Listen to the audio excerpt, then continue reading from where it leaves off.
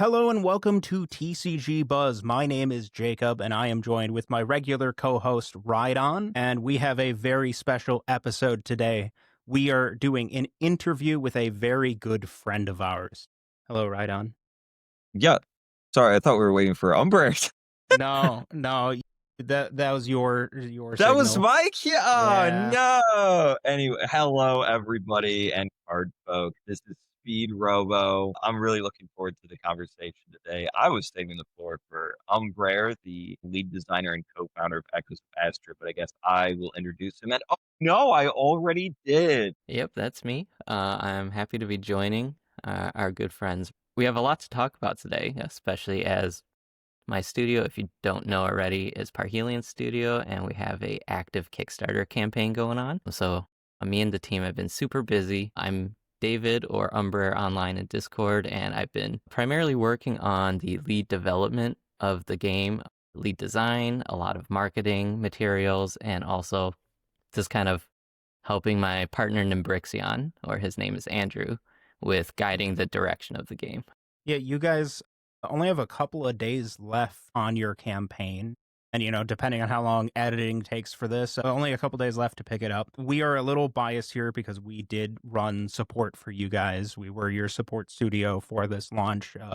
So we've been helping out in the background. But I have to say, it's a really fantastic game. And if anyone out there is listening and, relatively near the release date of this episode, you should absolutely go and check out the Kickstarter. It's fantastic. Yeah, at time of recording, we have, 5 days left? So Yeah. Echoes of Astra is a fantastic game. Really, really personally enjoy it. And I'd love to pick your brains on, well, first, how this game came to be. But second, how did you make it such a good success? Because it has done very, very well for itself. You're, within the upper echelons of most money ever raised by a TCG on Kickstarter. So I'd love to ask about that, but let's start with the origins. How did you get started with all this? sure, yeah, and I appreciate your high praise. It's very appreciated, and as we know, the TCG space is very competitive, so hearing those words is a good bit of encouragement for me and the team. We did get started in making TCGs, but more specifically in games in general a long time ago. Nimbrixion and we started making games right out of college. That was basically 2016. I graduated college at that time. Nimbrixion was actually, he wasn't in college. He was already a graduate, but he was in the Ann Arbor, Michigan area, which is where we still currently reside. And from there, we kind of just built games as a hobby, mainly in Unity and online. We did mostly mobile games at the start, and we wanted to kind of make a career out of it. So our studio actually has a third co-founder. His name is Kevin, and he's like the genius math whiz programmer that really built the entire back end for a lot of Parhelion Studios systems. When we were building mobile games, it was a very different type of product. There was so much more involved. It wasn't just, programming and art. There was, distribution through Google Play, Steam, whatever platform we were launching on. So the level of expertise that we had to kind of build was quite immense. And there's like a statistic where like 95% of indie studios die within the first 1 or 2 years. It's something crazy like that. So just kind of getting on our feet in 2016 and being able to build a studio with a reliable team. I think we're very fortunate for that. We did manage to build our first game. It was called Armor Blitz, which is an anime tank girl style game. It was kind of modeled off of a classic game called Kantai Collection, which was originally only in Japan. And we wanted to kind of bring that vibe over to the West because it didn't exist yet in 2016. That's how we got our start. Nimbrixion himself is an anime artist. He's been doing it since he was like 2 or 3 years old, something crazy like that.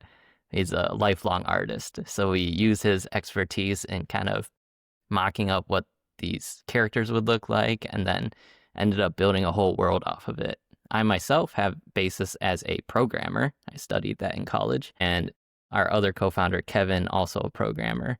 And we kind of just had all the talent necessary to get Armor Blitz off the ground. From there, The game was a middling success. I wouldn't say it was super successful, but for an indie studio, I think it was pretty solid. We managed to drive some revenue, grow our company, meet a lot of artists along the way that we still keep in contact with now. And then that's sort of laid the foundation for the next 2 games we built, which were also anime-style gacha games. Our studio always had a mission at the time to bring anime art to the West and make it more accessible to everyone here who had shared passions like we did. And so that's what we did. We made 2 more gacha games. One was called Grand Alliance, and then the third one, which is still playable to this day, is called Grimlight. After that, that takes us to 2024, basically. Grimlight was in its sunsetting phase, where we sort of, the mobile game industry is very competitive. Genshin Impact, Honkai Star Rail came out. Competing in that space became ludicrously hard. The AAA studios really took over, and so a small indie company like ours was no longer really able to compete at that level in the gacha games industry. Now, you did something really cool, though, when, what was at the time your biggest project in Grimlight, right? Mm-hmm.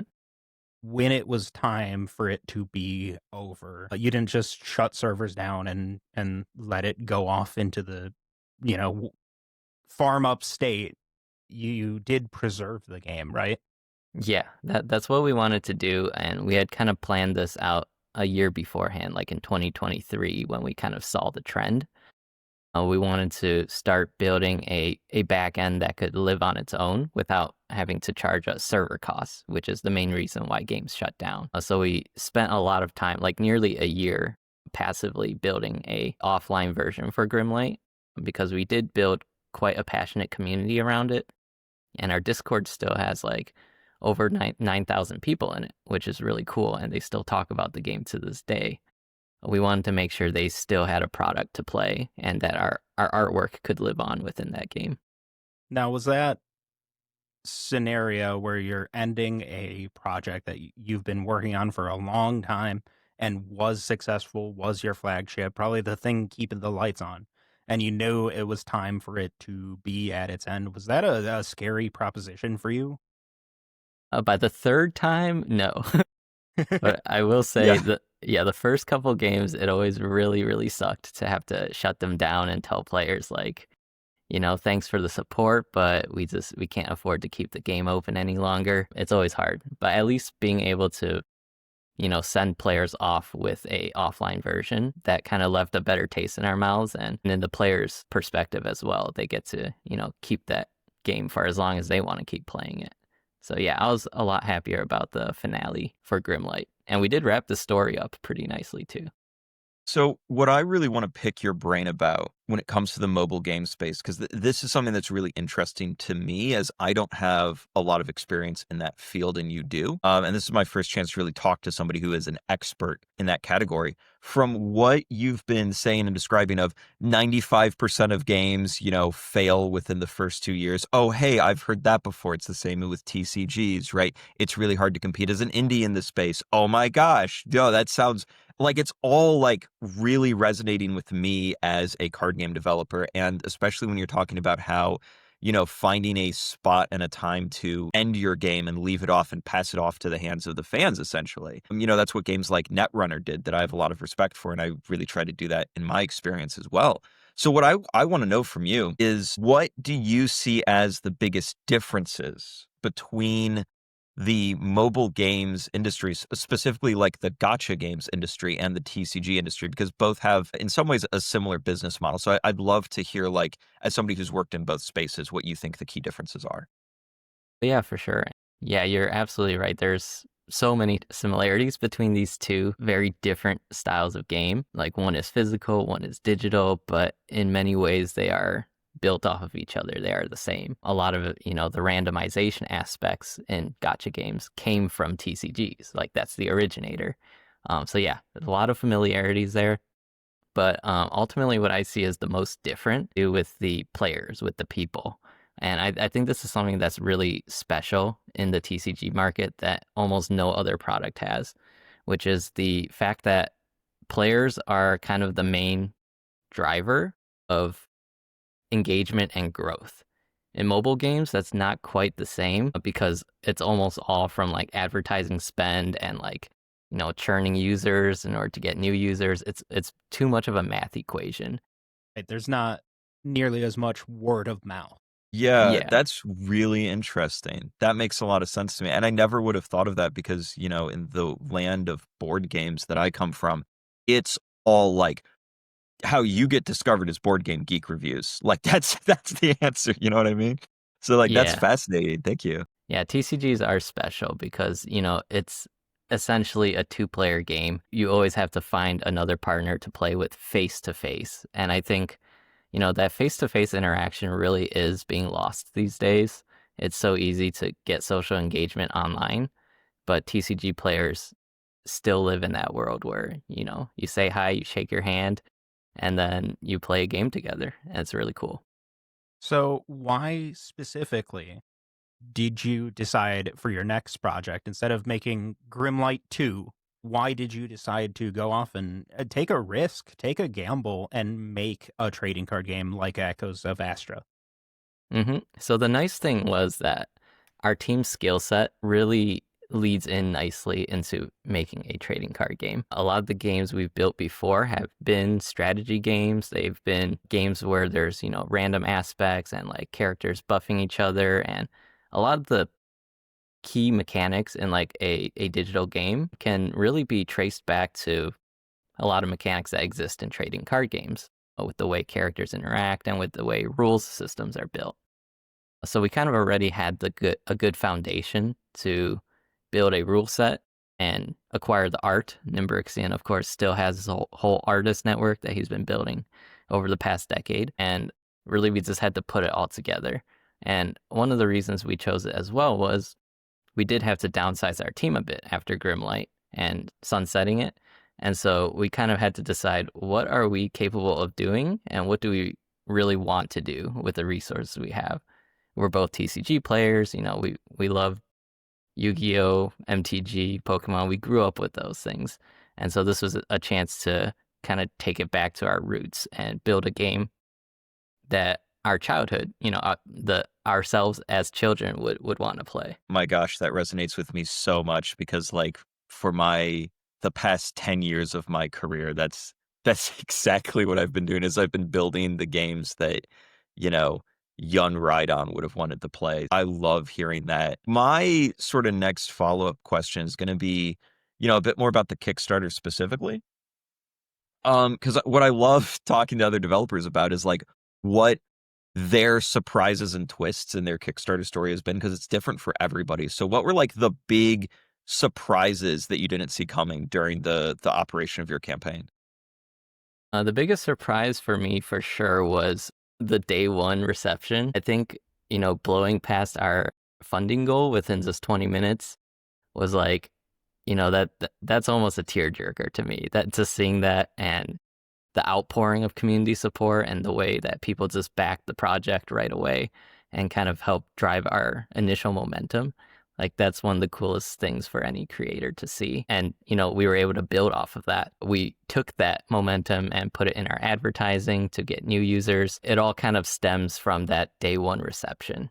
And yeah, we didn't just meet our goals, we exceeded them. Was not surprised at all by your day one reception. I'm calling you out. Like, I'm glad you were surprised, and trust me, I get it being like super emotional. But for me, as a guy sitting like on the sidelines, kind of like on the bench of the team here, like the water boy, I was looking at this whole thing. I was looking at this like jacked quarterback lineup you guys had going into Echoes, and I'm like, oh, this is gonna annihilate, dude. I had no doubt.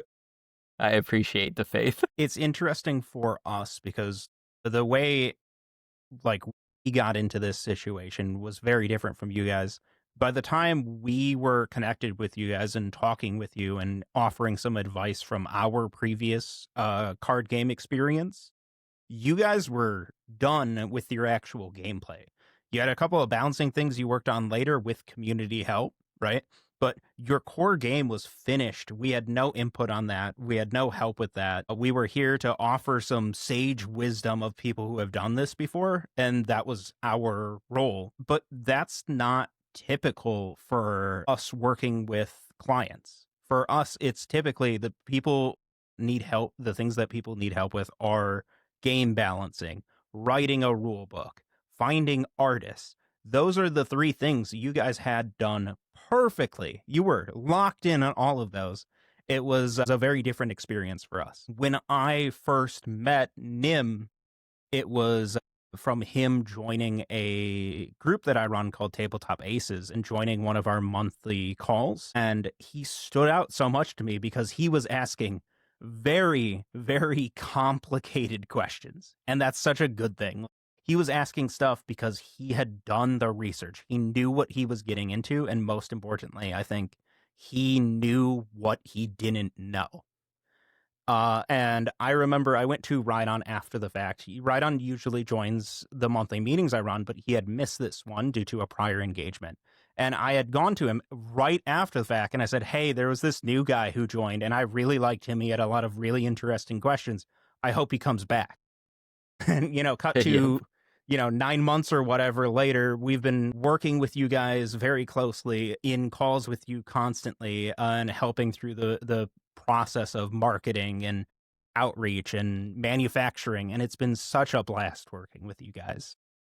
Yeah, for sure. And for us too, like just having that support backbone to kind of keep us level and confident in ourselves, it really helps. Because you guys probably know we're pretty humble. We've been humbled multiple times, so we don't go into any project expecting massive success. So yeah, our expectations are almost always tempered. We do know what we don't know, and there's a lot out there that we don't know.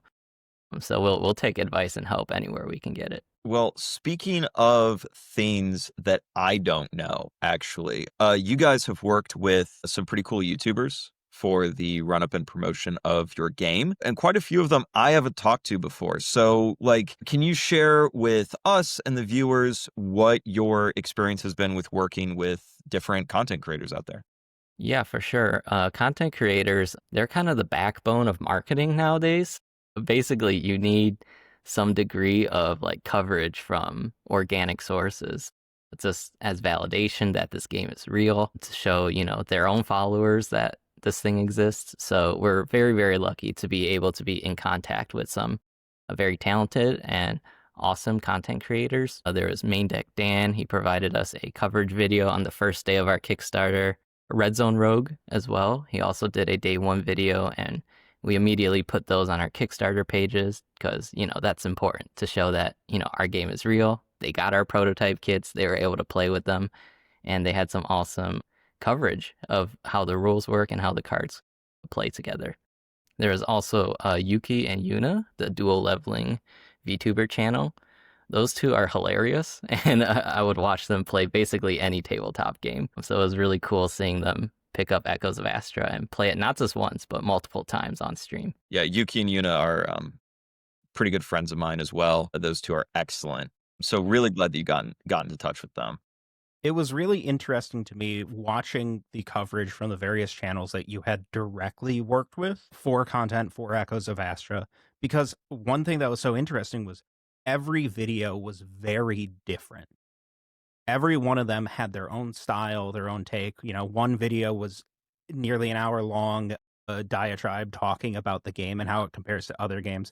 Yet another video is a 5-minute quick blast filled with jokes about how to play the game. And what was so cool was all of them were good. All of them were positive. Even the things where people said something that could be negative, it was always yeah, but I'm sure it'll be fine. Yeah, they've got a lot of competition, but this game stands out, Yeah, and it's all truth, too. We're not going to censor or tell them to say anything specific. We just sent them the product, and it was up to them to make the coverage, say what they wanted to say about the game, and either whatever happened, we were okay with it. You mentioned YouTubers being the backbone of marketing these days. And you mentioned some of these YouTubers had videos at launch. Were any of them involved pre-launch? And sort of my follow-up question to that is, I saw that you guys had a really solid follower count going into the Kickstarter. What was your sort of methodology for building that up? And do you have any tips for other folks looking to break into the Kickstarter space? Sure. So as far as YouTubers go, we actually did not have contact with them like in a formal relationship before maybe 3 weeks before our Kickstarter launched. So it was mainly because we didn't have physical product yet at the time, and we were still going through prototyping, and the cards we had we weren't confident with yet. We kind of did wait until the last minute, and luckily, they worked very fast as soon as they got the product in hand. Most of the pre-launch marketing was, our own social media and our own advertising. We did spin up our own YouTube channel and tried to keep pace in uploading YouTube Shorts, Instagram Reels on the Meta platforms, and just, kept as many things posting as possible so that people had some content to consume in the lead up. It's a lot of work, I will be honest, to constantly keep making content for your games, but it was important because that's kind of the only thing people had to grasp onto at the time. Yeah, you and I are both numbers nerds. You and I have sat in chats before going over spreadsheets filled with, various figures, numbers, stats, going over what's valuable, what's not. But to a degree, really, I think it came down to the fact that the game itself was eye-catching and it was quality work. It's a lot harder to sell something to someone when it's not good. And Yeah, Echoes of for Astra, sure. like, some people might not be into the aesthetics. Some people might want a game that's a little more lewd coded, right? There are a lot of reasons why people might not vibe with a game, but with this game, if this is the type of thing you're into, it takes you, 10 seconds to go, oh yeah, I'm all about that. I'm going to rewrite my entire personality about this game. Yeah. One of our goals, especially in the ideation phase, was, building a game that people could play at their kitchen table. Like I had mentioned earlier, it was like, it's meant to be a game that, ourselves as children would play. And sometimes the looter stuff would not fly when you're like under 10 years old. So yeah, we kept it kind of tame in that regard and wanted to make it more generally accessible to everyone while still having the really cool fantasy aspects and modern military aesthetics as well, which we didn't see in basically any card game of this era. So being able to introduce that in Echoes of Astra is something that we're really proud of. It's interesting that you say, kitchen table play was a big focus for the game, which I've played the game. I definitely see that. And that's one of the things I really love about the game. But at the same time, you have had a vocal part of your player base who are very competitive players. Have you had any challenges balancing the two? For sure. Honestly, I think we've built a really fortunate rule set that kind of sits in the perfect spot in between competitiveness and, casual commander like gameplay where you can kind of just have fun with your decks. When I originally wrote the whole rule set, like, it's a living rule set. It's still going through changes even to this day. But the original iteration was somewhat close to what it is right now. And it was designed to be able to play well in multiplayer, in 2v2s, in 1v1 competitive scenarios. A lot of our testing was, me and another competitive player just going at it constantly. And we would just keep, tailoring our starter decks until they would reach a 50% win rate for each other. I myself am a competitive player, played a lot of competitive Hearthstone, and grinded a ton of ranked ladders in all the online TCGs because that's kind of where I'm at right now. So it kind of shows in the game as well. We did definitely make sure competitive play was a priority, but also casual play is right there. It's easy to play. There's almost no changes in our rule set. I have to jump in and just say that hearing that fills me with confidence. Like we're kind of feedback looping off of each other of like, here's an expert in the field and he says I'm doing it right. And then I'm like, David's an expert in the field and he's did it exactly like how I did it. Because like that is exactly how I test and design games is I will just make 2 starter decks. I will sit down with one of my friends who's also a competitive player because I come from a very competitive TCG background. My mother and father were both pro Magic players. I was a pro collegiate Hearthstone player. I recently came back to Hearthstone out of retirement. This is so in my blood. And just it fills my heart with song to know that you're just like, all right, let's do some print and play test decks, sit down at my kitchen table and just slam games until there's a 50% win rate between them. And even though you've done that, I know for a fact, And I want you to know and understand that you're going to get so many new people to your game playing those two starter decks against each other in that 2-player starter kit and being like, this deck's better than this deck. And it's so obvious because, oh my gosh, I hear that to this day. Yeah, You know what's for really sure. funny about that? I've watched a lot of people play with those two decks from your starter deck. And what I find is they actually feel unbalanced when you first are learning the rule set and you're playing it for the first time, second time. But there's this, as the momentums of your knowledge changes, as you get more comfortable with the system, the two decks like really balance out. I think it's because like both decks have a high skill ceiling, but at the same time, they don't necessarily reveal that in the first game. Yeah. To sort of like play off what Jacob was thinking, I think the two decks, one has they both have like the same high skill ceiling, but one has a lower skill floor. Yeah. From So we what have I've- the Unity deck, which is the green and white deck, and then Blood Pact, which is the purple and red. And we've often seen that, it takes a while to learn how the Blood Pact combinations work. And there's some really cool mechanics in there, like Glory, Experimental Augment, the sacrifice mechanics, and those kind of all just play with each other. But it's not immediately evident until a person plays through all 50 cards. As a person experiences the game more and more, they really start to learn, and we see improvements in win rate. Yeah, I remember when Jacob and I first played, he played Blood Pact, I played Unity, and as I recall, I smoked Jacob. Not That is that is true. a surprise, as that is like what normally happens when the two of us play games. Well, that's the thing. Like, I'm a very different player than you are. We both go into a game, especially if it's for, a client or someone we know. We both go in with our thinking caps on trying to dissect a game, but we go about it in very different ways. You are looking to break the game fully, snap it in half, and reveal its flaws. Whereas I'm over there in the corner trying to do the most absurd, stupid, even add combos you can just to do something that no one else has ever done before. Yeah, to put it in video game terms, I'm trying to speed run it, and you're trying to make YouTube clips.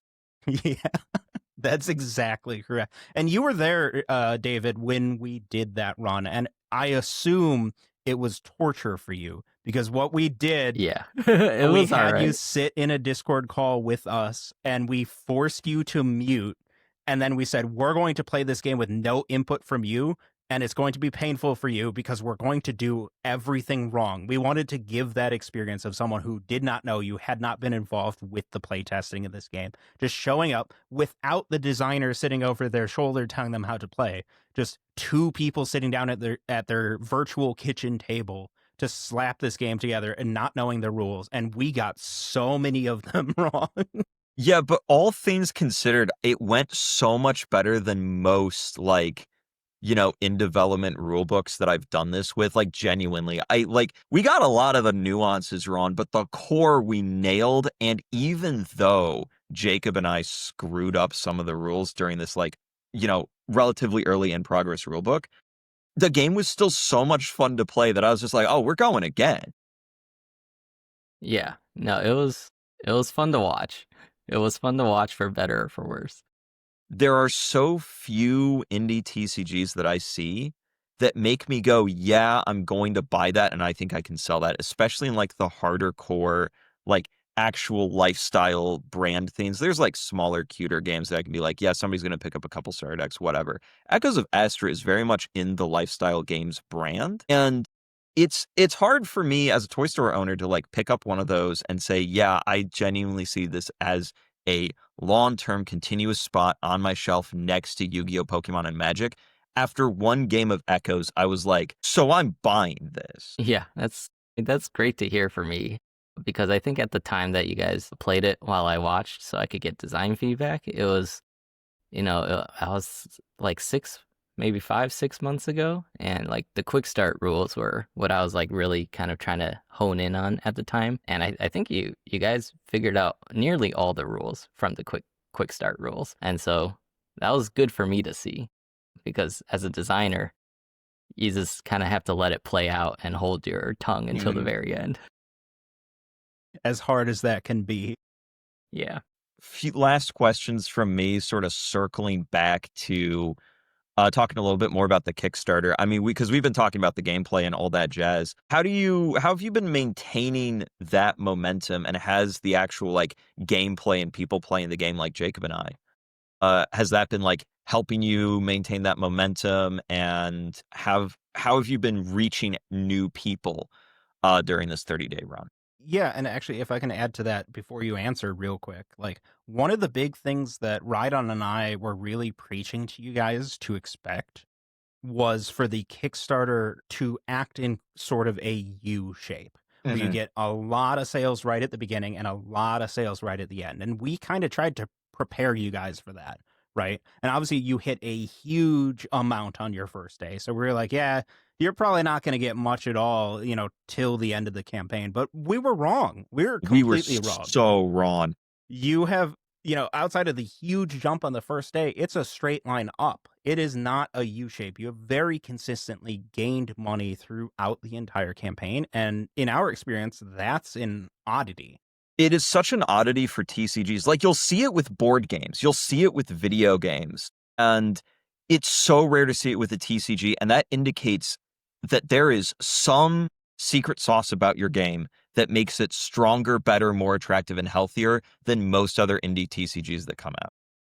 Yeah, it's a very nuanced topic, and there's a lot to discuss here in terms of like how we initially gain traction and how we're keeping it going. Like selling any product, it's a multi-platform approach, and it's a full-time job. It takes a lot of effort to keep everything going on all cylinders, but it starts with the product itself first.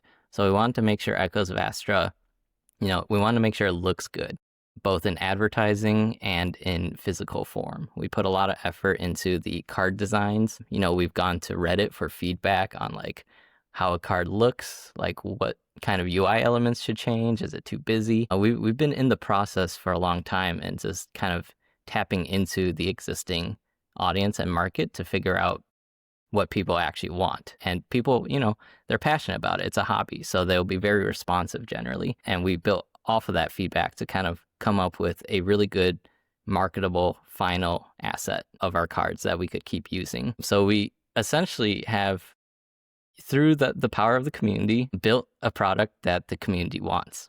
I think that's step one for launching basically any product, but especially TCGs, because it is so competitive. People need to know that you care about the product enough to put the best possible final product on the market. And if you don't take feedback from the community, that's usually a red flag. So after that, that's step one, nailing the look of the product. It was a lot of graphic design work, but essentially we were able to take that, start getting, manufacturing samples, make sure we had physical product to actually create some marketing content. Because for a Kickstarter, it's a very complex process in marketing to people and making sure that people have confidence in the product. One of them is seeing it in its physical form. So we wanted to make sure that we did have physical product, whether it's just production samples or anything.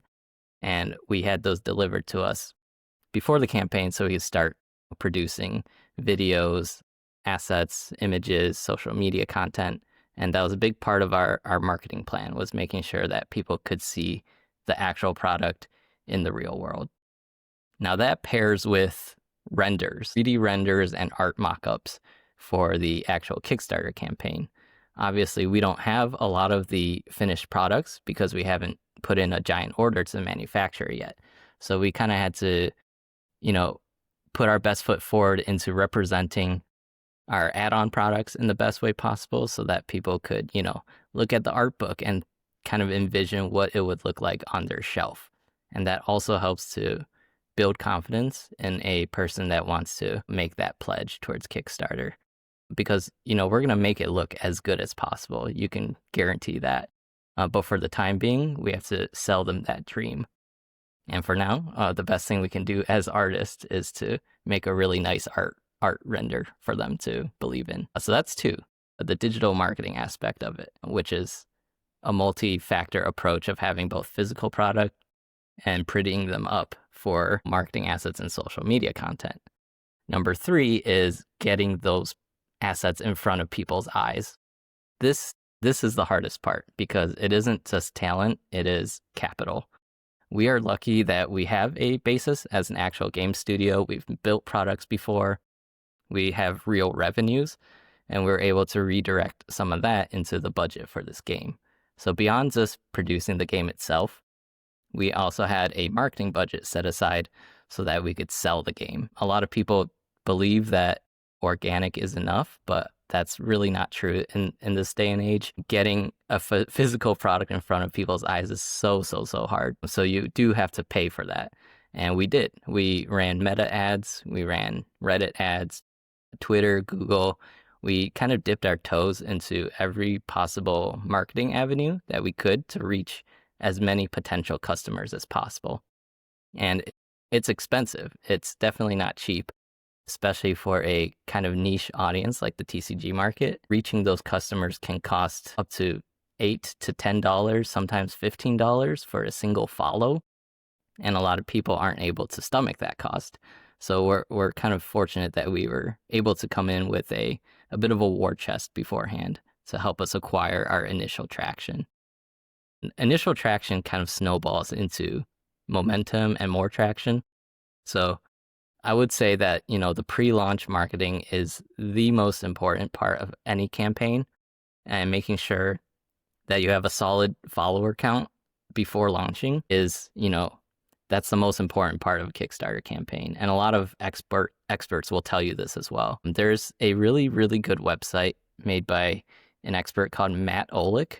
He launched a website called prelaunch.club. And he actually hosts weekly seminars like every Tuesday where you can just go and ask this Kickstarter marketing expert any questions you want, and he'll bring you on stage and help to the best of his ability. Nimbrixion and I learned so much from this guy, and I give him super high praise for what he does, because that advice could easily sell for thousands of dollars in consulting fees, but he shares it with the world for free. So check out prelaunch.club if you do plan on launching a Kickstarter. The resources will be in the description. Yay, jinx. The resources he shares is incredible, and we use a lot of it in producing our marketing assets as well. One thing I'd like to say that I think you really hit on is that not only do you have to do a big marketing push and you need momentum going into it, it has to be, to some degree, organic and real at the same time. Because I've seen games out there that just dump all of their funds into, meta ads and whatever, and it doesn't actually get you anywhere because they're not a real community on the back end. And the other thing is, I've seen so many campaigns that launched with their Kickstarter, right? Where it's like, here's the link to our Kickstarter, it's live, and this is the first anyone on the planet has ever heard of it. And you've done the exact opposite and done that very well. I think many, many people knew of Echoes of Astra months before the campaign came out. Yeah, in marketing, there's like a statistic, someone has to see a product 8 times before they're even willing to click in and take a closer look. So having a multi-channel campaign where you're kind of, we're posting Reddit content organically, we're posting social media content, participating in Discords, and then ultimately, showing them an ad at the end of the day. That all kind of funnels into the cost to acquire a new player. Having all of them, it's sort of an invisible effect, but it does matter, especially when the cost to acquire people on like meta ads is really high. Like currently we're paying up to $80 on meta to acquire a single purchaser, which is really high, but luckily, like with the TCG audience, we're fortunate enough that the average backer value is also pretty high. It's a very expensive hobby, and we're fortunate that people are willing to invest that much time and money into our game. One thing I always do when I'm looking at a new game is I do a Discord test. The first thing I will do when looking at a new game is hop into their Discord and see if there's real activity. And your Discord is popping. It Yeah, oh, is. yeah. There's a lot going on. You've got fans out there making fan cards. You've got fans taking it upon themselves to make their own videos about the game. I saw a guy who built an entire card like database and deck builder for you guys for fun. Like, when you have those passionate fans, that is a amazing, amazing sign that you are going in the right direction and you are going to succeed. Yeah. So Matt Olick, the expert I had mentioned before, he calls this homophily, which is like the resonance between a player base or like an audience base and a product. And we've seen so much homophily within our fan base that it kind of reassures us that, yeah, we are going in the right direction. We are making a game that's fun and looks good. And, that's reassuring to us. But also, like, the players want to see that confidence in the creators as well. And we express that confidence in advertising our own game. We're willing to put our money where our mouth is and say that, yeah, we will pay this much to show this ad to someone because we truly believe that the players want to see it, that they will back it and have fun playing our game. And it's a cycle, it's a loop. People see that confidence, it grows their own confidence in the product, and then for them, they'll play it and share it with others, and it helps us to keep doing it. So I've been, well, first off, I want to say great insight. Excellent answer to my questions. Very in depth, but I really appreciate it. Now, I've been very positive about you and your partner, Nim, Brixion, and Echoes of Astra. So now it's time for Mean Speed Robo to show up. The claws are coming out, all right? Okay. Because I have some beef with Echoes. I have one thing that I don't like. And it's that I think on your card border, the numbers for your stats are too small. Understandable. That's it. That's my entire complaint.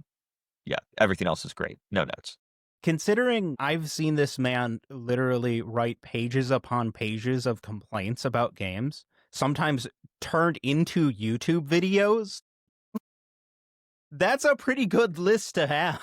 Yeah, I once wrote an entire essay on Lorcana's card border and how much I hate it. So the fact that the only thing I can gripe about in Echoes, and I'm trying here, dude. I'm a known hater. Is that, oh no, I think 3 of your numbers are too small. Man, what am I even going to say about Echoes, dude? What can I do here? I can't. There's nothing. I got nothing. It's just that good. Yeah, I mean, that's what we're aiming for. We're putting our best foot forward, and any mistakes that we do make, and we have made them before, we always seek to rectify them as fast as possible. We've talked with local game stores, scheduled meetings to talk about their concerns. Our game is growing a lot in the Southeast Asian region. So we've been talking to a ton of LGSs and passionate players in that area to see how we can best support their network and growing the game over there. It's a market we're not super familiar with. So we rely on the community effort to kind of push it forward.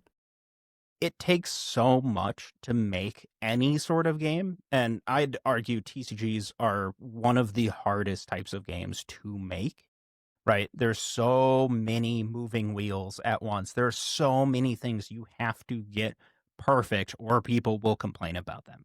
Even the most theoretically perfect game ever is still going to get people complaining about it nonstop. Yeah, well, as a game developer, I would say they're easy to make, but hard to perfect, hard to sell too.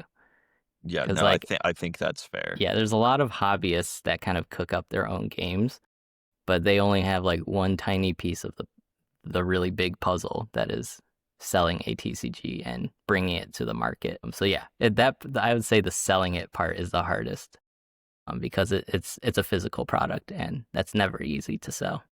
Right. And you also had to sell that product in particularly turbulent times.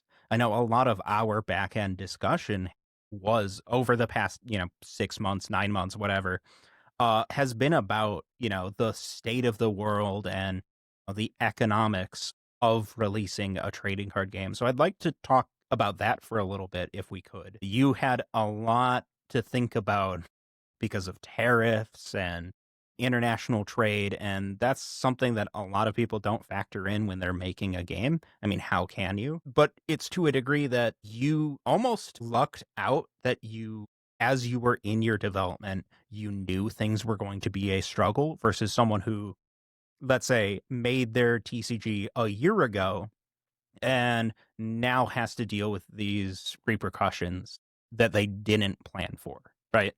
Yeah.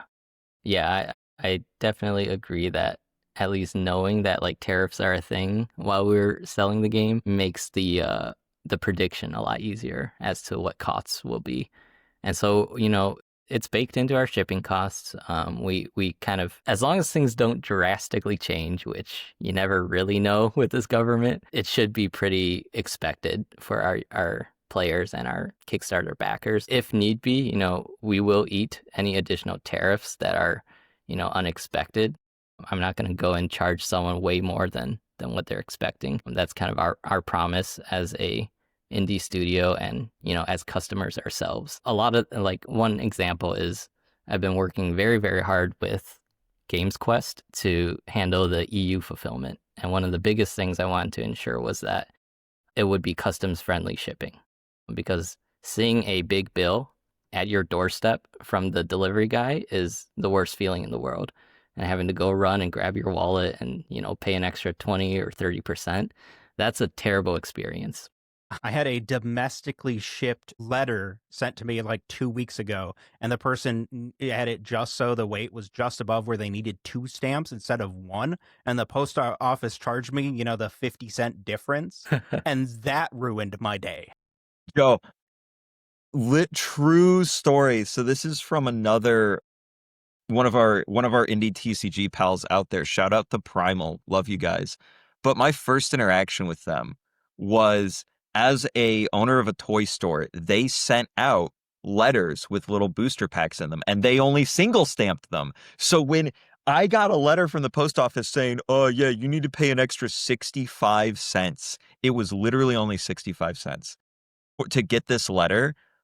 It sent me on a war path. I cyberbullied Primal because they made me pay an extra 65 cents for their ad that they sent my toy store. And then after that whole saga, we, I then came in contact with those developers and we became friends. But like, I'm so hearing you on the whole, like, making sure that additional fees are not paid. And I've heard really, really good things about Games Quest.